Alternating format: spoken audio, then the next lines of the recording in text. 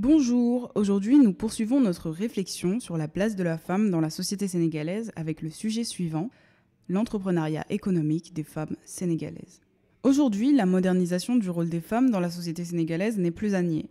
Les femmes ne sont plus cantonnées à l'espace domestique et les rapports de genre, même si toujours envisagés d'une façon très binaire, ont beaucoup évolué. En raison des plans d'ajustement structurel des années 90, la crise et le chômage de masse ont poussé les femmes à s'émanciper et ce n'est plus seulement aux hommes de faire bouillir la marmite. Elles sont nombreuses, ces femmes qui vont chaque jour chercher la dépense quotidienne afin de nourrir la famille.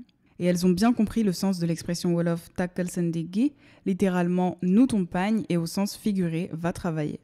Solides guerrières, armées de leur détermination et du bouclier de leur pagne bien noué, elles n'ont pas froid aux yeux et gare à ceux qui tenteront la gymnastique orale du wahale, l'art de négocier, de brader les prix des articles, un sport national qui rythme les échanges commerciaux.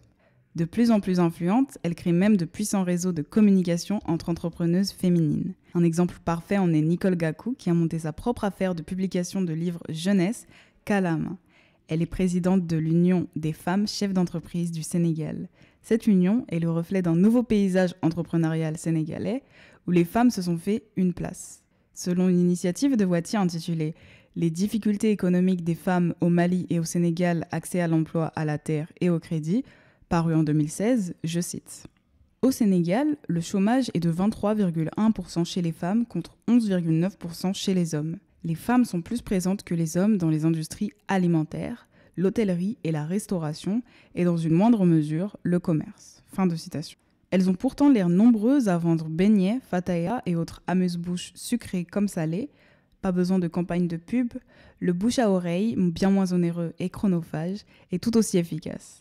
Les femmes sénégalaises, quand il s'agit de remplir leur bourse honnêtement, ne manquent pas d'imagination. Par exemple, les NAT sont de véritables associations féminines sous forme de mbotay. Les femmes se regroupent chaque mois lors de yendou organisés à tour de rôle chez une des membres du groupe. Ce ne sont pas de simples regroupements. Les tontines que représentent les NAT sont en réalité une organisation avec des objectifs et missions bien définis. Car souvent, l'apparent folklore n'est que façade.